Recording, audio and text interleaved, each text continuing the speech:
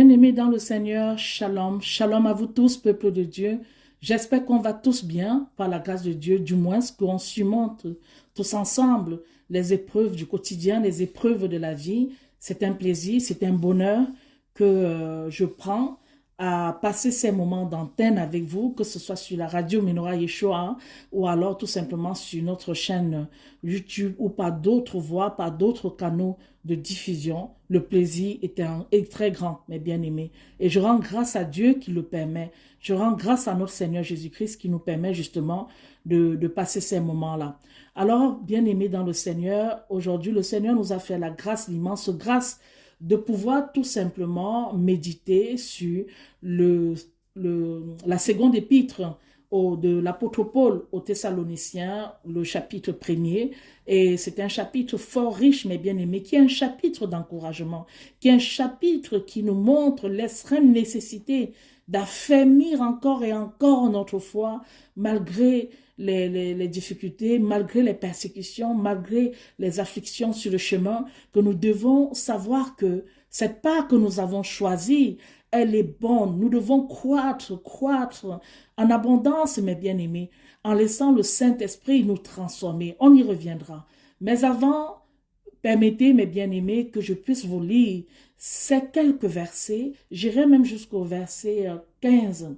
Ces quelques versets du dernier chapitre de la parole de Dieu qui se trouve bien sûr dans le livre d'Apocalypse, le chapitre 22. Je veux que de temps en temps nous ayons cette belle louange, nous ayons ce cri du Seigneur à nos oreilles, dans notre esprit, dans nos cœurs, que cela revienne de temps en temps comme un écho pour nous réveiller, pour nous donner quelques petites secousses et nous rappeler que lui-même l'Éternel des armées, pendant toute la parole de Dieu, de bout en bout, l'Ancien Testament parlait de lui, le Nouveau parle de lui, de bout en bout, il nous a parlé de l'amour, de la miséricorde, du salut, de la vie éternelle, de la sanctification, de la repentance.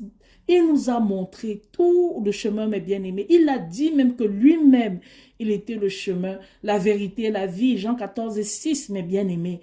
Il nous a invités par un enseignement patient, des quantités de pages incroyables, mes bien-aimés. La Bible regorge des centaines et des centaines de pages. Tout cet enseignement-là, c'est pas pour que nous mettons de côté. C'est pas pour que nous n'y prenions pas part. Est-ce que tu sais dans quelles circonstances tu as été créé? Est-ce que tu sais dans quelles circonstances tu es venu au monde? Pour que tu te dises que non, le monde dans lequel voilà, tu t'es retrouvé, on t'a dit voici ton père, voici ta mère, etc. Pour ceux qui ont connaissance même de leurs parents, certains même n'en ont même pas connaissance. Alors, mes bien-aimés, ne négligez pas ces choses-là. Et je vous dis et je redirai toujours, dans l'amour bien sûr, parce qu'il y a le souci des âmes. Je ne dirai sans cesse, mes bien-aimés, que le fait de ne pas croire en Dieu, le fait de ne pas placer notre Seigneur Jésus-Christ comme le seul et unique médiateur auprès du Père, ne veut pas dire que tout ce qui est écrit n'a aucune utilité.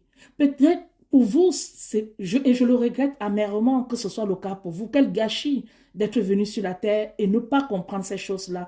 Même la nature comprend parfaitement, elle est harmonieuse, elle est belle.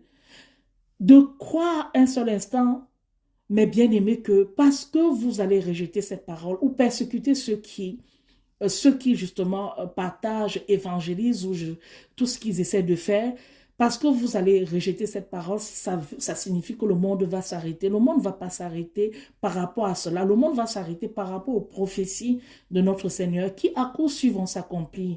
Et je voudrais donc que vous me donniez quelques secondes, ou je dirais même quelques minutes, de pouvoir vous lire encore pour rappel ces versets-là. Habituez-vous à cela. De temps en temps, on va lire ces versets pour que moi-même qui vous parle, que cela me titille, que cela me réveille et me secoue encore davantage. Alors, lisons donc à partir du verset 10 du livre d'Apocalypse, chapitre 22. Il me dit aussi, ne scelle point les paroles de la prophétie de ce livre, car le temps est proche, que celui qui est injuste soit encore injuste, que celui qui est souillé se souille encore, que celui qui est juste devienne encore plus juste, et que celui qui est saint se sanctifie encore davantage. Or voici, je vais venir bientôt, et j'ai mon salaire avec moi pour rendre à chacun selon ses œuvres. Je suis l'alpha et l'oméga, le premier et le dernier, le commencement et la fin. Heureux ceux qui font ces commandements, afin d'avoir droit à l'arbre de vie et d'entrer par les portes dans la ville.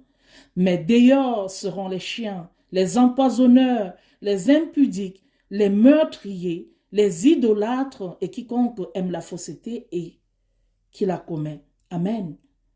Amen. Ce sont des paroles assez fortes. Ce sont des paroles qui ont pour but, mes bien-aimés, de savoir que ces dernières paroles venant de notre Seigneur qui n'a toujours qu'été rempli d'enseignements, d'édifications, affrontant sans cesse la contradiction, la méchanceté, les critiques des pharisiens, toujours sur son chemin, toujours à scruter ce qu'il faisait. Si lui-même, il envoie ce message à la fin de ce livre magnifique qu'est la parole de Dieu, nous devons, bien aimer, vraiment, nous devons nous poser beaucoup de questions. Nous devons nous poser des questions, mes bien-aimés, parce que lui-même, il dit que celui qui est juste continue encore d'être juste. Et que celui qui se souille continue de se souiller davantage. On voit que il arrivera des jours où la foi va diminuer. Très peu de gens, les gens vont se scandaliser par rapport à leur foi. Dès que l'oppression viendra, dès qu'il y aura des persécutions, ils vont se régner eux-mêmes et régner ce à quoi ils ont cru. Et ils ne vont même pas se limiter qu'à ça. Ils vont persécuter à leur tour également ceux qui ont véritablement cru, mes bien-aimés. Parce que le temps est court.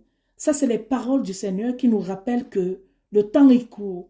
Le temps à la complaisance, aux convenances, au qu'en dira-t-on, le temps à la honte, au fait de ne pas assumer sa foi, au fait d'avoir un discours politisé, religieusement politisé, le fait de ne pas se tenir et dire j'assume que je suis chrétienne, j'assume que j'aime Jésus-Christ, j'assume que sur le plan professionnel, pas seulement caché dans les communautés chrétiennes là, où voilà, on parle de Jésus, comment Jésus est merveilleux, comment le Seigneur s'est glorifié, comment il est si, mais dès qu'on est dans une autre sphère professionnelle ou alors mondaine, j'ai envie de dire, alors là, on aseptise nos expressions, ce langage, ce vocabulaire disparaît, soyez vous-même. Soyez vous-même. Professionnellement, soyez en Christ et dans tous les sens du terme, dans toutes les sphères où le Seigneur vous donne l'occasion d'être, mes bien-aimés. Ne soyez pas des caméléons. N'adoptez pas le discours pour plaire à tel et à tel autre parce que, ils seront choqués. Ils vont dire, mais comment cette personne tient de tels propos? Comment est-ce que cette personne peut parler de Dieu dans les choses des affaires? Comment cette personne peut parler de Dieu dans le volet professionnel? Comment est-ce possible? C'est un choc. Alors d'autres diront, mais non, elle doit avoir un langage laïque. Il ne faut pas choquer les uns et les autres. Il faut tenir compte des différentes sensibilités. Bref, toutes ces règles-là, ces règles inutiles, qu'on placade sur le visage des personnes qui sont avec le Seigneur et ça les rend plutôt dans un état de dissimulation. Ils commencent à s'adapter, ils portent les différentes couleurs, les différents manteaux en fonction des circonstances. Ils sont chrétiens et dans d'autres circonstances, surtout pas, hein, parce qu'ils le prendront mal, ils auraient l'impression, toutes ces précautions-là, le temps ne te permet plus. Si tu le faisais, alors arrête ça. Arrête mon bien-aimé, arrête ma bien-aimée.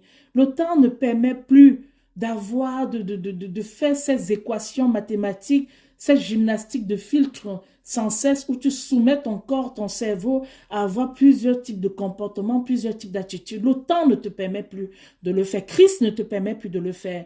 Où tu es vraiment bouillant en lui, où tu es tiède, et les tièdes, il les vomit. Il les vomit, mes bien-aimés. Reviens à ton premier amour, assume ta vocation, assume la base de ta foi, sois vrai avec toi-même, sois vrai avec Christ et sois vrai avec tout le monde. Amen, amen, amen, amen. Soyez bénis. Alors mes bien-aimés que j'aime tant dans le Seigneur, voilà notre étude. Cette étude, comme je l'ai dit tantôt, c'est le chapitre 1 de la seconde épître de l'apôtre Paul aux Thessaloniciens. Quelle communauté les Thessaloniciens! Ils donnent envie vraiment. Ils donnent envie, mes bien-aimés, exactement comme ceux de Béret aussi. Alors, nous avons dans le cadre de l'étude, et dans cette étude, il y a 4 points que l'apôtre Paul va aborder dans cette épître qu'il envoie, qui est une forme de lettre qu'il envoie aux Thessaloniciens, il va d'abord parler de leur croissance spirituelle au milieu des persécutions. C'est-à-dire malgré les afflictions auxquelles ils étaient appelés à faire face, malgré toutes les difficultés qui se dressaient, leur croissance spirituelle abondait en fait, abondait toujours, encore et encore. Et c'est même assez étonnant parce que les persécuteurs de l'Église, je pense ici à César Néron et bien d'autres encore, étaient étonnés du fait que plus l'Église était persécutée de Christ, la vraie, celle de l'Église primitive, plus le nombre de fidèles augmentait encore. Alors que cette persécution visait à les faire taire définitivement. Cette persécution visait à dissoudre, à faire disparaître à jamais ce grand mouvement qui avait pris déjà essence avec nos apôtres. Rappelons-nous, après l'ascension, quand les Pierre et les Jean ont été plusieurs fois persécutés, fouettés même, ils étaient encore beaucoup plus remplis d'envie de continuer encore à édifier mes bien-aimés. Donc, il y a cet effet contraire-là. Plus on persécute les chrétiens, ceux qui sont vraiment engagés avec le Seigneur, plus ils ont toujours envie de s'accrocher encore davantage, parce que tout ceci est dit dans la parole de Dieu. Le Seigneur nous a rappelé sur la croix, quand les femmes pleuraient pour lui. Non, non, pleurez pour vos enfants. Pleurez pour vos enfants. Si on a fait ça au bois vert, qu'est-ce qu'on n'en fera pas au bois sec? Nous sommes les bois secs, mes bien-aimés. Donc, soyons fortifiés, soyons rassurés. Le troisième point, c'est qu'il garantit le couronnement des fidèles et de la gloire éternelle à la venue de notre Seigneur Jésus-Christ. Le quatrième point, l'apôtre Paul leur rassure et leur dit qu'ils continuent d'intercéder auprès de Dieu pour leur affermissement.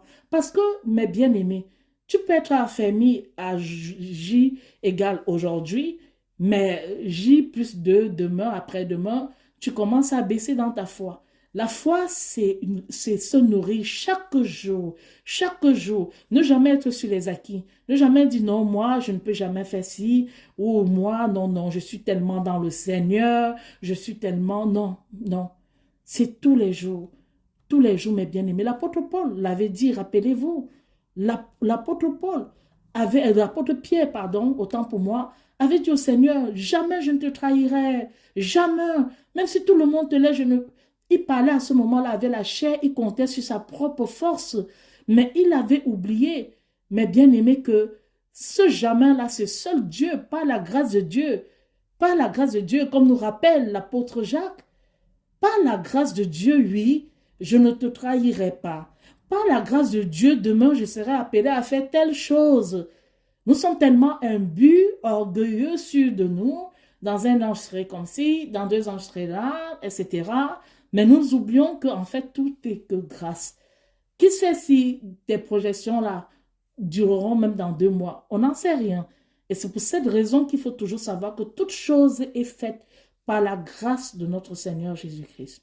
Alors, sans plus tarder, nous allons lire la parole de Dieu, mes bien-aimés, et nous allons bien sûr commencer par les 4 premiers versets, et gloire au Seigneur vraiment qui le permet. Alors, les versets 1 à 4, mes bien-aimés, lisons la parole de Dieu. Paul, Sylvain et Timothée, à l'église des Thessaloniciens qui est en Dieu notre Père et en notre Seigneur Jésus-Christ. La grâce et la paix vous soient données de la part de Dieu le Père et de notre Seigneur Jésus-Christ. Mes frères, nous devons toujours rendre grâce à Dieu pour vous, comme cela est bien juste, puisque votre foi fait de grands progrès, et que la charité que vous avez les uns pour les autres abonde de plus en plus, de sorte que vous faites le sujet de notre gloire dans les églises de Dieu, à cause de la constance et de la foi que vous faites paraître dans toutes les persécutions et dans les afflictions que vous endurez. Poursuivons, qui sont une preuve du juste jugement de Dieu et qui servent à vous rendre dignes du royaume de Dieu pour lequel vous souffrez. Car il est juste devant Dieu qu'il rende l'affliction à ceux qui vous affligent et qu'il vous donne à vous qui êtes affligés du repos avec nous lorsque le Seigneur Jésus, venant du ciel, paraîtra avec les anges de sa puissance. Alléluia. exerçant la vengeance avec des flammes de feu contre ceux qui ne connaissent point Dieu et qui n'obéissent pas à l'évangile de notre Seigneur Jésus-Christ, lesquels seront punis d'une perdition éternelle par la présence du Seigneur et par sa puissance glorieuse, lorsqu'il viendra pour être glorifié dans ses saints et pour se rendre admirable en ce jour-là. Dans tous ceux qui auront cru, car vous avez ajouté foi au témoignage que nous en avons rendu.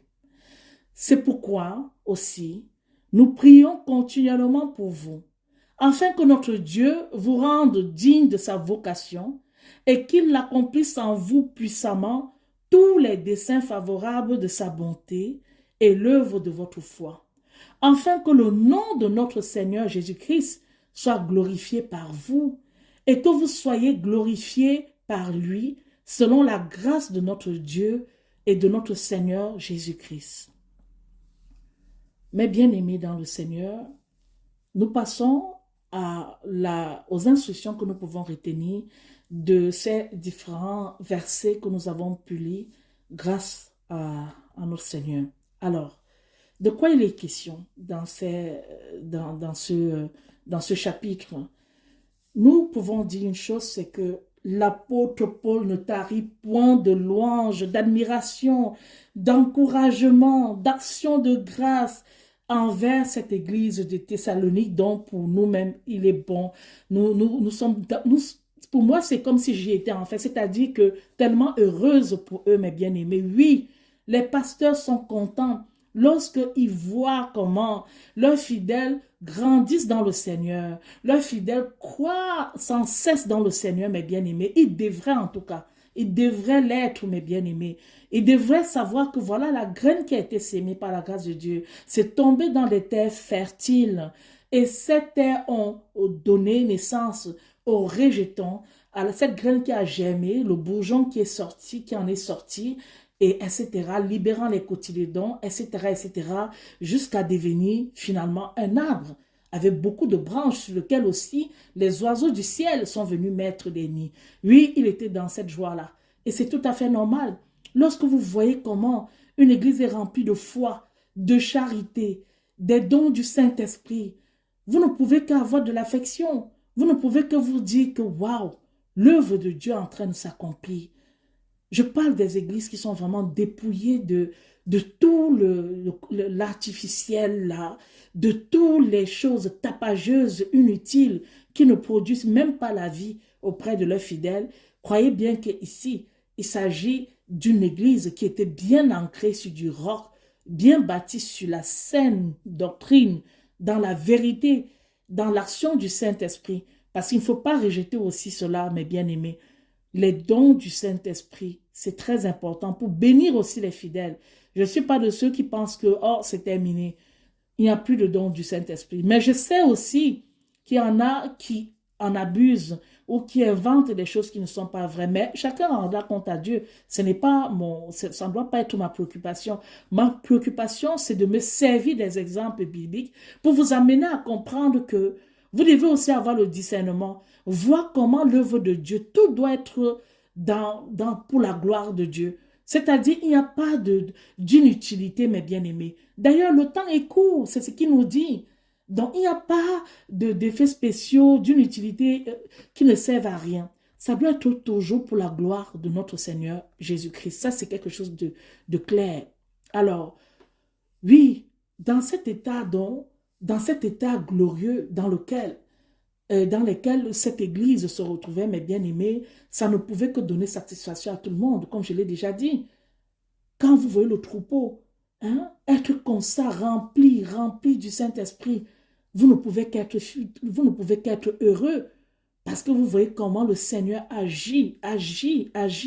Il a agi au travers de l'apôtre Paul, qui est un très très grand apôtre. Il a vraiment agi et qui s'est entièrement donné au Seigneur quand la lumière de Christ l'a saisi, quand il a compris qu'il s'était trompé, qu'il était dans l'égarement, qu'il croyait défendre la saine doctrine, alors qu'en fait, il la combattait.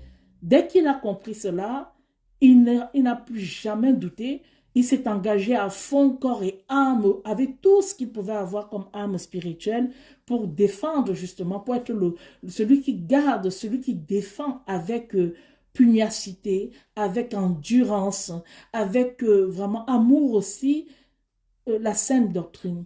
Alors, qu'est-ce que ce chapitre encore nous renseigne, mes bien-aimés? Ce chapitre nous renseigne que le Seigneur est juste. C'est-à-dire que ces églises-là, cette église de Thessalonique, croissait spirituellement en abondance au milieu des afflictions, au milieu des persécutions.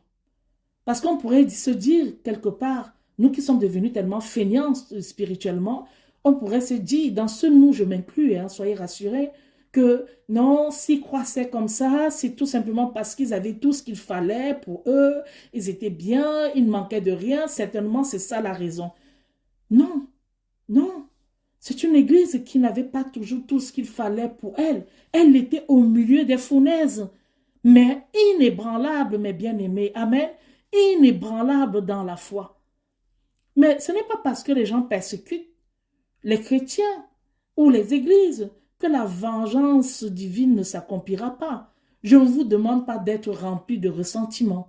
Je ne vous demande pas de taper les pieds en disant que regardez le mal que vous m'avez fait. Dieu va... Non, laissez le Seigneur, il dit à moi la rétribution. Amen.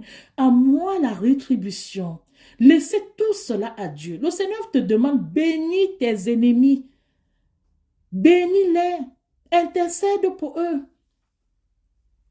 Aimez vos ennemis. Il ne te demande pas d'avoir du ressentiment, de te dire que non, voilà, avec tant de méchanceté qui sont en train de me faire, vraiment Seigneur, ne les oublie pas, envoie-les ceci, envoie-les cela. Il y en a même d'autres qui vont prier en disant, ah, c'est le retour à l'envoyeur. Retour de quoi? Retour à l'envoyeur, c'est une vengeance. C'est-à-dire, tu veux obtenir déjà la vengeance alors par tes propres paroles. Laisse le Seigneur faire toutes choses bonnes. Il te demande seulement d'élever ton amour qui soit au-dessus, que tu sois dans une situation d'exaltation au-dessus de la mêlée, au-dessus de la méchanceté. Mais il rappelle qu'il voit tout, hein?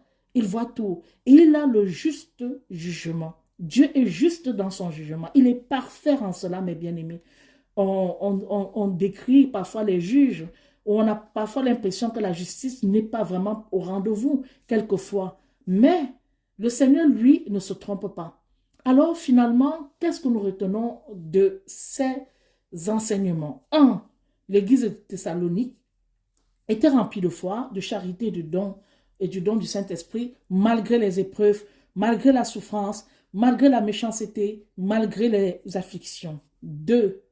L'apôtre Paul, comme je l'ai dit, rend les grandes marques de la louange par rapport à cette situation-là, parce que ça lui faisait vraiment du bien de voir cette église grandir comme un enfant, grandir dans le Seigneur, et il rend grâce à Dieu et continue encore et encore d'intercéder pour eux. 3. Malgré les difficultés auxquelles ils étaient confrontés, exposés, mais bien-aimés, loin de les abattre, combien sommes-nous parfois prêts à tout abandonner, tout laisser tomber? Non, j'ai suffisamment fait ça pour le Seigneur, j'ai aussi besoin de ceci, j'ai aussi besoin de faire maintenant ça pour moi. Dieu a vu, c'est l'essentiel. Qu'est-ce que nous ne nous disons pas comme séduction, comme pensée? Mais bien aimé, moi-même j'ai été dans cet état-là à un moment donné, j'ai été dans cet état-là où j'avais vraiment l'impression que voilà, mais le Seigneur, celui qui ramène ses enfants, il ramène ses enfants à la bergerie, que non, ce chemin-là, c'est ton chemin. C'est ce que je veux pour toi. C'est ce que je veux pour toi. Bouge tes oreilles sur ce qui va aller en contradiction avec des remarques parfois glaçantes, des remarques des personnes qui pensent tout maîtriser de votre vie et que Dieu leur pardonne aussi. Hein. Parfois, ça part d'une bonne intention, mais bien aimé, raison gardée, laissons le Seigneur agir parfois dans la vie des uns et des autres. Donc, cette église ne se laissait pas, voilà, elle n'était pas abattue. Hein. Elle savait qu'il fallait toujours, malgré ces épreuves, s'accrocher jusqu'au bout à notre Seigneur Jésus-Christ. Et je rappelle qu'eux, ils n'avaient pas tous les livres complets. Nous avons la Bible complète, mais eux, à leur époque, c'était écrit au fur et à mesure. Les apôtres écrivaient au fur et à mesure, mes bien-aimés. Donc, à ce moment où l'apôtre Paul leur parle, il n'y a pas encore le livre d'Apocalypse. C'est pour dire à quel point nous serons jugés beaucoup plus rigoureusement parce que nous avons eu tout en fait. On a eu des technologies, on a eu, là je suis en train de vous parler, vous allez recevoir ça sur YouTube. À leur époque, ils se déplaçaient, ils marchaient, mais bien aimés. Les moyens de transport étaient limités, étaient même périlleux. Combien de fois ils se sont retrouvés dans le naufrage. Mais est-ce que pour autant, il s'est découragé à aller prêcher la parole de Dieu? Nous avons tout. Tu veux la Bible, tu l'as sur ton téléphone. Tu veux la Bible, tu l'as sur ton ordi. Tu veux la Bible, tu l'as partout. Mais pour autant, quel est le rendement? Quel est le rendu? Point 4. Les persécutions, aussi bien comprendre cela, mes bien-aimés, c'est aussi une forme de test, d'épreuve, comme l'apôtre Pierre le dit dans ces deux épîtres. Il insiste comment cela nous transforme nous aussi, comment cela nous prépare à être beaucoup plus encore dans le Seigneur, mes bien-aimés. Et comprenez que notre Seigneur est juste. Comment quelqu'un qui a passé son temps à être persécuté, tourmenté, et mais qui a gardé la foi, au moment maintenant de l'avènement du Seigneur, sera laissé pour qu'on non. Ceux qui ont fait du tort, lui ont fait du tort, ou ceux alors, ou les personnes qui ont rejeté Christ et tout, ce sont ces personnes-là qui vont subir son châtiment. Donc, il y a cette justice-là, c'est ce qu'il essaie d'expliquer dans le point 4. Et au point 5, mes bien-aimés, la foi chrétienne doit produire en nous la patience. La joie même dans les afflictions, la joie dans l'affliction, mes bien-aimés, est vraiment calme. On dit, croyez au Seigneur avec crainte et tremblement. Crainte et tremblement. Le point 6, c'est l'affermissement des Thessaloniciens, toujours affermis. Et c'est un peu dans ce deuxième schéma, ça a été schématisé comme une forme d'escalier. Premier niveau, première marche, une église déjà qui est plongée dans le Saint-Esprit, qui est remplie de foi, remplie de tout ça, forcément va croître. Elle ne peut que croître, mes bien-aimés. Encadrée par un bon pasteur, un bon serviteur de Dieu qui a le souci de leur âme. Ensuite, ils se tiennent, ils se maintiennent sur le chemin encore, malgré les épreuves, malgré les persécutions. Oui, ça transforme, hein? Ça régénère, mes bien-aimés. Et que le Seigneur soit béni pour tout ce qu'il permet. Pour tout ce qu'il permet. C'est avec un grand bonheur que nous avons eu à partager cet enseignement, mes bien-aimés. Et je vais vraiment finir avec ces derniers versets de ce chapitre. Que notre Dieu nous rende dignes de sa vocation, qu'il accomplisse puissamment en vous toute sa bonne volonté et l'œuvre de votre foi, afin que le nom de notre Seigneur Jésus-Christ soit glorifié par vous et que vous soyez glorifiés par lui, selon la grâce de notre Dieu et de Jésus-Christ, notre Seigneur. Amen, mes bien-aimés. Amen. Ainsi s'achève, peuple de Dieu, cette étude biblique et nous sommes très heureux que vous avez pu